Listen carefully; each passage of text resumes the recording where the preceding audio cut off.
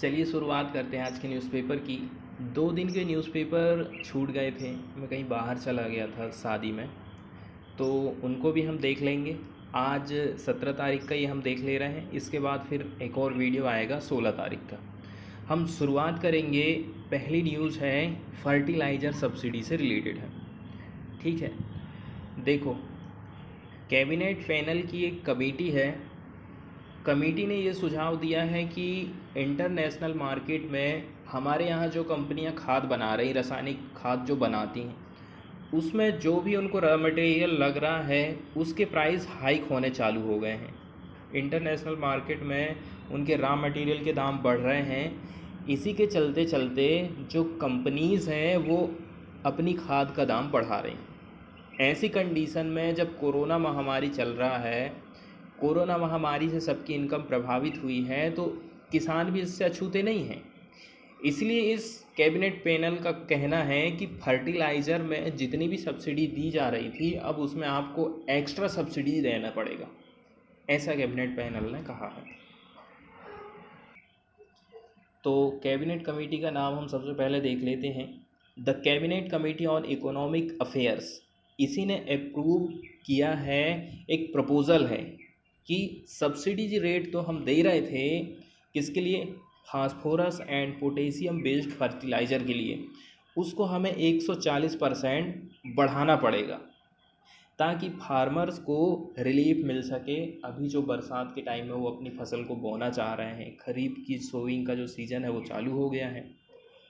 अब ऐसा माना जा रहा है कि जो सब्सिडी का बर्डन है, इससे सरकार को एस्टिमेटेडली कम से भी कम 14,775 करोड़ रुपये का अतिरिक्त बोझ अपने सिर पर आ जाएगा। ठीक है, और सेंटर क्या चाह रही है? सेंटर का ऐसा मानना है कि ये जो हम मेज़र कर रहे हैं ये वन टाइम सब्सिडी है कोविड-19 रिलीफ के लिए। अब हम बात करते हैं यूरिया खाद से अलग। सबसे ज़्यादा खेतों में डाली जाती है यूरिया, तो अनलाइक यूरिया, इसको यदि आप छोड़ दोगे, यूरिया के मामले में क्या हो गया है, केंद्र सरकार ने फिक्स्ड कर दी है मैक्सिमम रिटेल प्राइस यूरिया का, लेकिन यूरिया को छोड़ के जो फर्टिलाइज़र के प्राइसेस हैं वो डी कंट्रोल्ड है, उन पर सरकार का कोई नियंत्रण नहीं है, मार्केट अपने हिसाब से बेचे रहेगा। ठीक है, और इसमें शामिल रहेगी कौन सी? Nutrient based subsidy rate. तो फिर देखो, 50 किलो बैग का यदि आप देखें डीएपी का, ठीक है, इसमें ऐड कर दीजिए आप सब्सिडी, 500 रुपये की सब्सिडी भी शामिल है इसमें, तो 50 किलो का एक बैग मिलता है 1200 रुपये में। और कुछ दिन पहले हम न्यूज़ भी डिस्कस किए थे कि इंटरनेशनल मार्केट में रॉ मटेरियल की कीमत बढ़ने के चलते चलते फर्टिलाइज़र का जो फिनिश्ड प्रोडक्ट है उसकी भी प्राइस में बढ़ोतरी हो गई है। इसीलिए पिछले कुछ महीना में हमने देखे थे इंडियन फर्टिलाइज़र कंपनीज़ ने डीएपी के ऊपर में प्राइस को बढ़ा दिया था। कितना तक हो गया था? 1900 रुपया पर बैग तक कर दिया था इन्होंने कीमत। इसी के चलते चलते जब 700 रुपया की हाइक उनको देखने को मिली किसानों को, तो उन्होंने प्रोटेस्ट किया था। इसके बाद वाली न्यूज़ हम देखने वाले हैं दिल्ली की सरकार से रिलेटेड। ठीक है, तो केजरीवाल की सरकार ने एक स्कीम को लॉन्च किया है या फिर अनाउंस किया है, जिसके अंतर्गत 5000 यूथ्स को हेल्थ असिस्टेंस के रूप में ट्रेनिंग प्रोवाइड की जाएगी। तो ये कुल मिला के यदि थर्ड वेव कोरोना की आती है तो उससे हमारे पास जो मेडिकल स्टाफ है उसकी कमी है, तो उस कमी को हम कैसे पूरा कर सकते हैं, इसी के चलते चलते केजरीवाल सरकार ने फ्यूचर की तैयारी कर ली है। ठीक है, सबसे पहले इनको ट्रेनिंग प्रोवाइड की जाएगी। ट्रेनिंग प्रोवाइड करने के बाद यदि थर्ड वेव आती है और मेडिकल स्टाफ की कमी जाती है तो फट से इनको बुला लिया जाएगा। तो इनको भी सरकार फ्री में काम नहीं कराएगी, जितने दिन ये ड्यूटी करेंगे उतनी दिन की इनको पेमेंट मिलेगी, डे के हिसाब से इनको पेमेंट की जाएगी, ऐसा केजरीवाल सरकार का कहना है। तो थोड़ा सा डिटेल में हम देख लेते हैं। तो चीफ मिनिस्टर अरविंद केजरीवाल ने कहा है दिल्ली गवर्नमेंट 5,000 यंगस्टर को as a health assistance training provide करने वाली है कमिंग वाले वीक्स में। ये जो कम्युनिटी नर्सिंग असिस्टेंस है ना, इनको बेसिक ट्रेनिंग दी जाएगी, जैसे बेसिक नर्सिंग का कोर्स हो गया, paramedic, life saving, first aid, home care, sample collection, oxygen concentrator and cylinders के ऑपरेशन, ये सारी चीज़ें इनको सिखाई जाएंगी ताकि आने वाले टाइम में ये लोग डॉक्टर और नर्स की हेल्प कर सकें। अब हमें पता है कि थर्ड वेव यदि आएगी तो हमारे पास मेडिकल और पैरामेडिकल स्टाफ की कमी जाने वाली है, ये हम सेकेंड वेव में देख लिए हैं। इसी बात को माइंड में रखते हुए गवर्नमेंट ने ये डिसाइड किया है कि हम 5,000 हेल्थ असिस्टेंट्स को ट्रेनिंग देने वाले हैं, ऐसा चीफ मिनिस्टर अरविंद केजरीवाल का कहना है।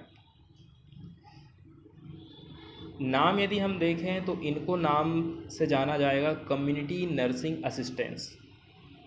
कहाँ कहाँ पर इनको ट्रेनिंग प्रोवाइड की जाएगी? इनको ट्रेनिंग प्रोवाइड की जाएगी आईपी यूनिवर्सिटी और नौ मेडिकल इंस्टीट्यूट ऑफ दिल्ली।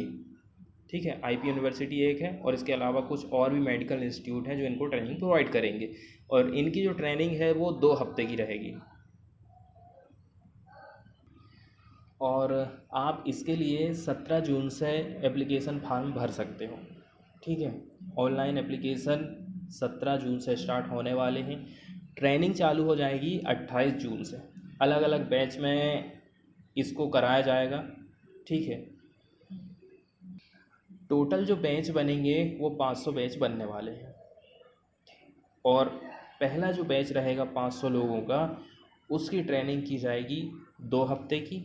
जैसे ही कंप्लीट होती है दूसरा बैच आएगा 500 लोगों का, उसको ट्रेनिंग की जाएगी, ऐसा सरकार का कहना है।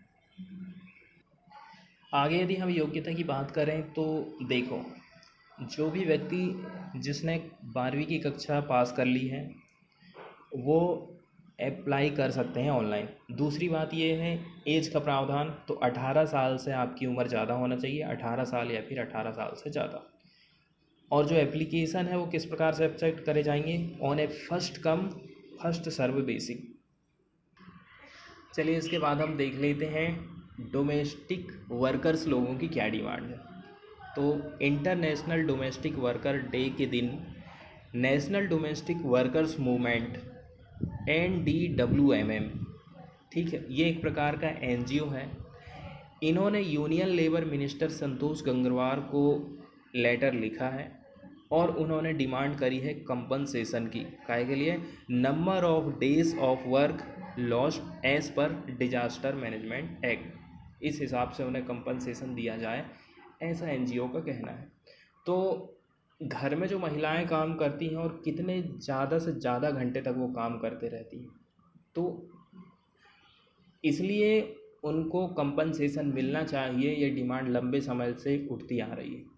और जब चुनाव का मुद्दा चलता है तो ये बात ज़रूर उठती है। साउथ में भी हमने देखे थे कई ऐसे लोग हैं जिन्होंने ये घोषणा किए थे कि महिलाओं को हम जो डोमेस्टिक वर्क वो करती हैं उसके लिए हम उनको कंपनसेशन प्रोवाइड करेंगे।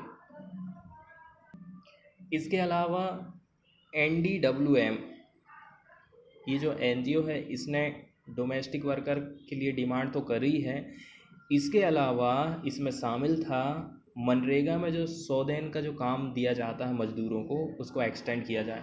दूसरी बात यह है मनरेगा अभी केवल गांव तक ही सीमित है, तो इसको शहर में भी लाया जाए, ऐसा इस NGO ने डिमांड करी थी। इसके अलावा vaccination on A priority basis for domestic workers, यदि आप वैक्सीन लगा रहे हो तो डोमेस्टिक वर्कर को सबसे पहले वैक्सीन लगाओ, ऐसा इस NGO का कहना था। इसके बाद वाली न्यूज़ हम देखने वाले हैं डीप ओशियन मिशन के बारे में। ठीक है, हमारा इंडिया डीप ओशियन मिशन को लॉन्च करने की तैयारी में है। हमारा देश भी उन देशों की श्रेणी में शामिल हो जाएगा जो देश ऐसा काम कर चुके हैं। ठीक है, कैबिनेट की सहमति के साथ में अब ये हो गया है निश्चित कि हमारा देश भी अन्य देशों की तरह अंडर वाटर मिशन लॉन्च करेगा। इस प्रकार से आप जो देख रहे हैं पानी के अंदर में जीव जंतु जो दिखाई दे रहे हैं, ठीक है। तो इस जो मिशन का मेन जो उद्देश्य रहेगा वो वाटर के जो सरफेस है उसके अंदर में जो मेटल्स पाए जाते हैं, प्रीसियस मेटल जो पाए जाते हैं, उनकी खोजबीन करना इस मिशन का सबसे ज़्यादा इम्पोर्टेंट उद्देश्य रहेगा। इसके अंतर्गत हमें क्या करना पड़ेगा? इसके अंतर्गत हमको सबमर्सिबल व्हीकल्स इसकी ज़रूरत पड़ेगी। इस व्हीकल में लोग बैठेंगे और 6000 मीटर तक की गहराई तक वो डुबकी लगा सकते हैं और यहीं से ओशियन में वो लोग एक्सप्लोरिंग करेंगे। प्रीसियस यदि मेटल मिलता है तो उसकी खोज करेंगे, ऐसा भारत सरकार का कहना है। यदि हम बात कर लें तो 2018 से ही हमारे मन में ऐसा विचार आया था कि इस क्षेत्र में भी हमको काम करना चाहिए। और यदि हम टोटल ओवरऑल कॉस्ट की बात करें ना तो इसका कॉस्ट बनता है 4077 करोड़ रुपया आने वाले नेक्स्ट 5 ईयर के लिए। यदि हम एस्टीमेट लगाएं फर्स्ट फेज़ की जो कि 3 साल का है, 2021 से लेकर के 24 तक का, तो इसमें पैसा लगने वाला है 2823.4 करोड़ रुपया। और जो ministry of earth sciences MOES ये रहेगी नोडल मिनिस्ट्री इम्प्लीमेंटिंग, यही इसको इम्प्लीमेंट करेगी नोडल एजेंसी के रूप में, जो कि मल्टी इंस्टीट्यूशनल मिशन है। आगे और यदि हम इसके बारे में देखें ना तो इस प्रोग्राम में 6 कंपोनेंट होने वाले हैं, ठीक है। सबमर्सिबल जो हमने अभी एक व्हीकल देखे थे उसमें आदमी लोग जाएंगे, ठीक है। उसको डेवलप्ड किया जा रहा है कि कम से भी कम वो 3 लोगों को डेप्थ तक 6000 मीटर की डेप्थ तक ओशियन में लेकर के जा सके, ठीक है। इसमें साइंटिफिक सेंसर रहेंगे और उनकी हेल्प के लिए टूल्स रहेंगे। इसके अलावा इंटीग्रेटेड माइनिंग सिस्टम भी डेवलप किया जा रहा है जिससे पॉलीमेटालिक मेटल्स की माइनिंग ये लोग कर सकें। इसके बाद इसमें ये बात बताई गई है कि इस प्रकार से जो एक्सप्लोरेशन है स्टडी ऑफ मिनरल्स की, यदि हम स्टडी करते हैं तो आने वाले फ्यूचर में हम कमेरिकल रूप से एक्सप्लॉयटेशन कर सकते हैं आने वाले फ्यूचर में इस प्रकार के इम्पोर्टेंट मेटल्स का, ठीक है। और आगे जाकर के क्या क्या हमको और हेल्प करने वाले हैं, जैसे कि international seabed authority, united nations organization, ये सब इनका साथ हमको मिलने वाला है। यदि हम सेकंड कंपोनेंट की बात करें जिसमें इन्वॉल्व है developing ocean climate change advisory service, जिसमें क्या होगा, देखो ऑब्जर्वेशन एंड मॉडल्स जो है बनाए जाएंगे ताकि हम अंडरस्टैंड कर सकें और आने वाले फ्यूचर में कुछ प्रोजेक्शन लगा सकें इम्पोर्टेंट क्लाइमेट वेरिएबल्स, ठीक है, ऑन सीजनल से लेकर डिकेडल टाइम स्केल। तो आने वाले टाइम में जो क्लाइमेट से रिलेटेड जो घटनाएं घटित हो रही हैं ना, उनका सीजन वाइज क्या इफ़ेक्ट अभी पड़ रहा है और आने वाली फ्यूचर में क्या इफ़ेक्ट पड़ सकता है वो सब, और इसके अलावा दशकों से जो इफ़ेक्ट पड़ा है वो सारी चीज़ें भी हम इससे जानकारी हासिल कर पाएंगे। इसके बाद वाला जो नेक्स्ट स्टेप है वो है searching for deep sea flora and fauna, मतलब पार्टिकुलर एरिया में उगने वाले जो पेड़ पौधे हैं और जो जीव जंतु हैं इनकी भी सर्चिंग करना, जिसमें कि माइक्रोब्स भी शामिल, छोटे छोटे जो सूक्ष्म जीव होते हैं ना वो भी शामिल हैं। इसके अलावा स्टडी करना कि हम किस प्रकार से इनका यूज़ करें कि इनकी सस्टेनेबिलिटी बनी रहे। यदि हमें अच्छी अच्छी चीज़ें समुद्र के अंदर मिल रही हैं तो उनका हमें ऐसा यूज़ करना है कि वो बचे रहें। ऐसा नहीं कि इतना ज़्यादा यूज़ हम करने लग जाएं कि सारी चीज़ें आज ही ख़त्म हो जाएं, कल के लिए कुछ बचा ही ना रहे। तो इस प्रकार से भी इनको हमको सर्च करना है। इसके बाद 4th नंबर का जो कंपोनेंट है उसमें ये बताया गया है कि हमें एक्सप्लोर करना है और आइडेंटिफाई करना है potential source of hydrothermal minerals, जो कि सोर्स हैं प्रीसियस मेटल के, ठीक है, जो कि फॉर्म करते हैं अर्थ की क्रस्ट को। इसके बाद वाला जो इम्पोर्टेंट कंपोनेंट है 5वें नंबर का, वो ये कहता है, ठीक है, इसमें हमें स्टडी करना है और प्रिपेयरिंग करना है डिटेल इंजीनियरिंग डिज़ाइन काय के लिए, OTEC मतलब offshore ocean thermal energy conversion power desalination plant, मतलब कि हमें समुद्र के किनारे वाले जो एरिया हैं, खारे पानी के कारण से काफ़ी समस्या जाती पीने के पानी के लिए, तो हमें एक ऐसा प्लांट भी स्थापित करना है कि जो पानी, खारा जो पानी है उसको हम शुद्ध कर सकें, पीने लायक बना सकें।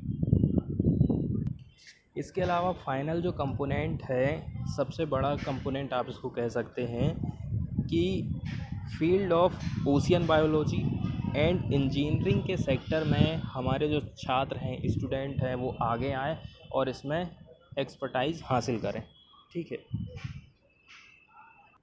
और इस मिशन के बारे में थोड़ी बहुत हिस्टोरिकल जानकारी यदि हम देखें तो the deep ocean mission was, ठीक है, इसकी कल्पना की गई थी 2019 में कि हम 8,000 करोड़ रुपया इस मिशन में खर्च करेंगे। इंडिया ने अलॉट किया था 75,000 स्क्वायर किलोमीटर की साइट, कहाँ पर, central Indian ocean basin CIOB में, किसके द्वारा, UN international seabed authority for exploitation of polymetallic nodules, PMN जिसको कहा जाता है। ये एरिया है जहाँ पर ये प्रोजेक्ट काम करेगा।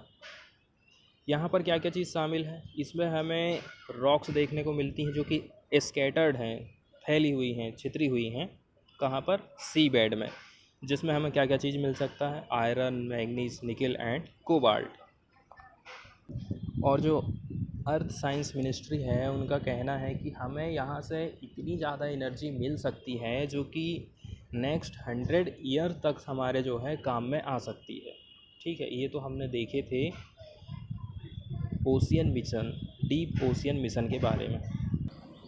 इसके बाद वाली जो न्यूज़ है वो ऑर्डिनेंस फैक्ट्री के कॉर्पोरेटाइजेशन से रिलेटेड है, तो कहना चाहिए अच्छी खबर तो नहीं है, हमारे लिए तो बुरी ही खबर है, क्योंकि आप खुद सोचिए, जो फैक्ट्री टोटली केंद्र सरकार के पास थी, मतलब जो क्षेत्र पूरा केंद्र सरकार के अंडर में था, अब उसको सरकार पब्लिक सेक्टर में चेंज कर रही है, फिर जो पब्लिक सेक्टर हैं उनको प्राइवेट में बेच दे रही है। तो लोग तैयारी किसके लिए करेंगे, आप खुद बताइए ना, आप किसके लिए तैयारी करोगे।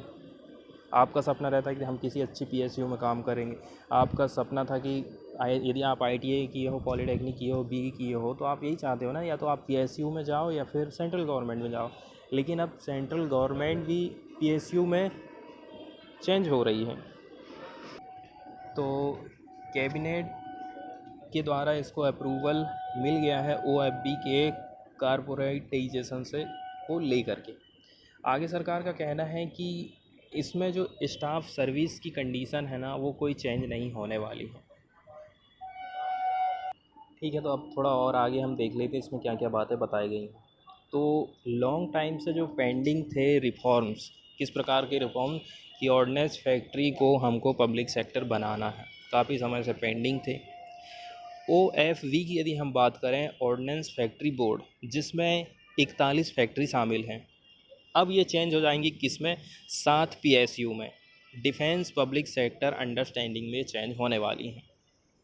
अब OFB के बारे में यहाँ पर बात बताई गई है, ठीक है, कि ये जो OFB है ना, इसको एक्सेप्ट किया गया था 1775 में, अब ये जो है क्या हो जाएगा, मिट जाएगा, डिक्रीज़ हो जाएगा, अब ये नहीं रहने वाला, अब ये DPSU बन जाएगा। आगे कहा जा रहा सरकार के द्वारा कि ये ऐतिहासिक डिसीजन है। अब ऐतिहासिक डिसीजन कैसा है, और सरकार ये कह रही है यहाँ पर जो भी लोग काम कर रहे हैं, जो भी एम्प्लॉय लोग हैं, उनको चिंता करने की कोई बात नहीं है, क्योंकि यहाँ पर सर्विस में कोई चेंज नहीं होने वाला है, मतलब सर्विस की कंडीशन में कोई चेंज नहीं आएगा, ऐसा सरकार का कहना है। डिफेंस मिनिस्टर राजनाथ सिंह ने कहा है कि जो 70,000 एम्प्लॉई हैं ना ऑर्डिनेंस फैक्ट्री के, इन्होंने इस मूव को लेकर अपनी चिंता जाहिर की थी। और इसमें गवर्नमेंट की तरफ से क्या कहा जा रहा है, उनका कहना है कि ये जो मेजर डिसीजन लिया है ना, ये नेशनल सिक्योरिटी और हमारी कंट्री को सेल्फ सफिशिएंट बनाने के लिए लिया गया है, ताकि हम डिफेंस मैन्युफैक्चरिंग में कुछ आगे बढ़ सकें। ऐसा कहना था नरेंद्र मोदी और राजनाथ सिंह का।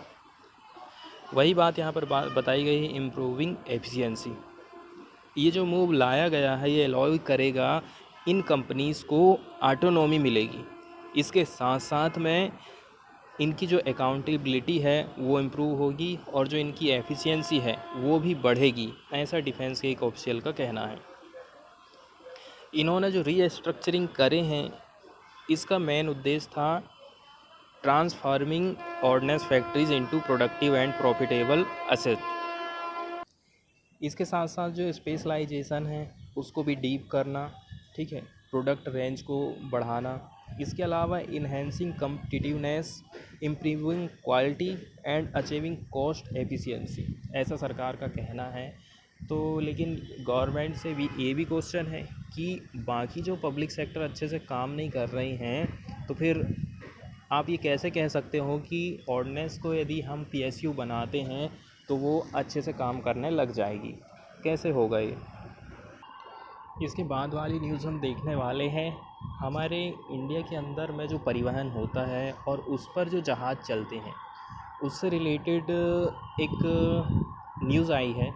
ये जो पिक्चर आप देख रहे हैं ना, यहाँ पर हमारे इंडिया के अंदर में जो व्यापार होता है जहाज़ों के माध्यम से, उसको बताया गया है। जैसे कि नेशनल वाटरवेज नंबर 1, ठीक है, ये गंगा रिवर पर बनाया गया है। ये कहाँ से कहाँ तक है? हल्दिया से लेकर के इलाहाबाद, और 16 से 20 किलोमीटर की इसकी लंबाई बताई गई है।